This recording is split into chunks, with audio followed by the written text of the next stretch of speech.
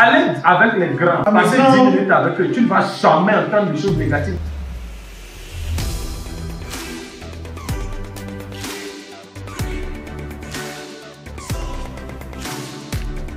Hier, on a vu comment Dieu peut créer à partir de rien. Et hier, je vous disais que ce dont je vous parlais, c'était par rapport à Dieu le Créateur. Donc, c'était par rapport à ce qu'il était capable de faire, ce qu'il est capable de faire. Amen. Amen. Et hier, en fin de culte, nous avons vu que c'est très important pour Dieu que nous maîtrisions ce que nous faisons. C'est très important pour Dieu que nous soyons des maîtres de ce que nous faisons. Aujourd'hui, nous allons parler maintenant de nous et comment en fait la puissance et l'option de la création, le potentiel du créateur qui est en nous, comment est-ce que ça peut se manifester? Comment est-ce qu'on peut manifester ce potentiel de création qui est en nous? Parce que naturellement, depuis le début, nous avons compris en fait que tel Dieu est, tel nous sommes. Et donc, comme il a le potentiel de création, nous avons le potentiel de création au travers de la nouvelle naissance. Donc, le fait que nous avons reçu Christ dans notre vie nous connecte directement au potentiel, au full potentiel de Dieu. C'est-à-dire tout ce qui est potentiel en Dieu, tout ce que Dieu est capable de faire, nous sommes aussi capables. Pourquoi? Parce que c'est pour ça que quand Jésus partait, il dit les œuvres que j'ai faites, vous ferez les mêmes et vous en ferez. Ça veut dire en fait, Jésus est en train de nous interpeller pour nous dire en fait que nous n'avons pas d'argument pour ne pas faire plus que lui. L'idée innovatrice ne quitte pas de zéro.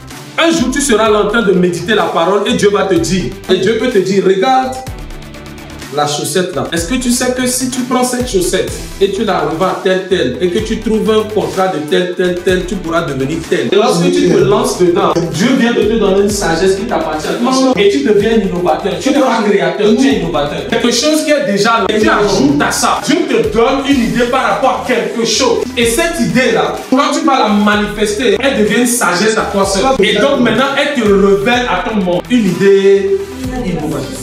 Cette idée vient du Saint-Esprit qui utilise un matériel existant. J'ai vu des jeunes qui peuvent mettre ta photo sur la coque de ton téléphone.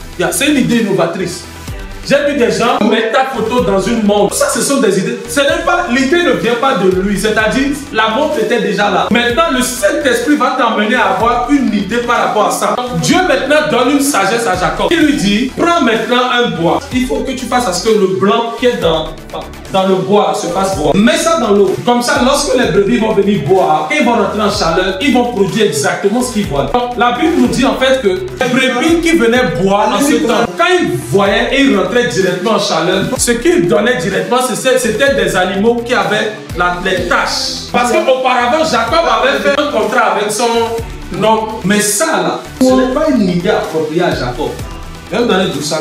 Prends Genèse 1,26. Puis Dieu dit, faisons l'homme à notre image.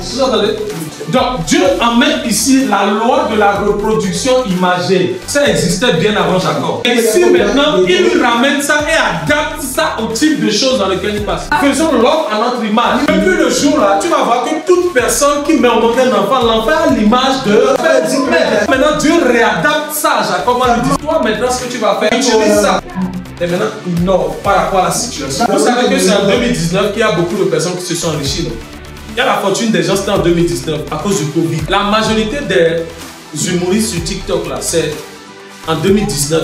Pourquoi? Parce que Covid était venu, tout le monde était à la maison. Et donc, ils ont lancé TikTok au bon moment. Au moment où tout le monde avait envie de se divertir, faire de la comédie, de créer des contenus, n'était pas nouveau. C'était pas nouveau. On fait ça sur Facebook, sur Instagram. Mais cette fois-ci, cette application a été maintenant comme une innovation. Donc, pendant les temps comme ça, là, Dieu va te donner quelque chose qui va te faire sortir toi des problèmes. C'est ce qu'on appelle l'idée innovatrice. Le Saint-Esprit va te faire asseoir. Il va te dire, regarde ça. Regarde, tout le monde prend ça comme ça. Mais tu sais que si tu prends ça, tu additionnes ça, plus ça, tu prends ça, ça, tu auras des choses. Amen. Amen. Et ici, nous avons vu la manifestation d'une idée créatrice, qui sera le lancement ou le début d'une chose nouvelle. Lancer quelque chose de nouveau. Ce n'est pas quelque chose qui était déjà là. Alléluia. Amen. Comment est-ce que moi je dois manifester? Quand une situation se présente, comment est-ce que j'arrive à créer la lumière hors des ténèbres. Parce que la lumière venait des ténèbres. Dieu a sorti la lumière hors des ténèbres. C'est-à-dire, Dieu a sorti une victoire hors d'une défaite. D'abord, est une image de la fin. Avoir une idée en pensée. Avoir en pensée comment nous voulons voir le miracle et la nouvelle situation. C'est le premier secret de Dieu. C'est le secret qui est en Dieu, nous aussi nous avons. Il est venu là de la terre, il dit non. Il sourit parce qu'il sait déjà comment la terre. Amen. Amen. Tu mets au monde des enfants et une vision pour là où les enfants iront. Lorsqu'ils vont venir maintenant, tu vas dire bon. Mais celui-ci, voilà. Qu'est-ce que tu veux faire? Et je suis désolé, c'est dans quoi on a grandi. Et c'est ça que, en fait, j'ai dit aux gens ici que c'est très facile de recruter ce que nos parents ont fait. Tu ne prends pas le temps de travailler sur toi. Tu as déjà une fin, tu as déjà une vision. Je vais investir dans ça. Aujourd'hui, j'achète en détail. Mais moi, l'une des personnes qui apporte son topo. Le jour où tu as une vision, tu sais que tout peut arriver, tu as une image de la fête. Et tu es capable de sacrifier toute chose pour que Dieu te donne une vision. Genèse 13, verset 14. Après que l'autre se fut séparé, lève les yeux et du lieu où tu es, regarde vers le nord et le midi, vers l'orient et l'occident, car tout le pays que tu vois, car tout le pays que tu fais quoi? Vois. Je le donnerai à toi et à ta posterité. C'est ce que tu vois. Regarde, les yeux ont la capacité de t'emmener là où toi-même tu n'es pas encore allé. Tu sais que c'est avec les yeux que tu peux voir. Par exemple, je suis ici, je vois de l'or, mais si je continue de regarder, je vais aller là-bas. Qu'est-ce que tu vois? Dieu lui dit, vois, une vision.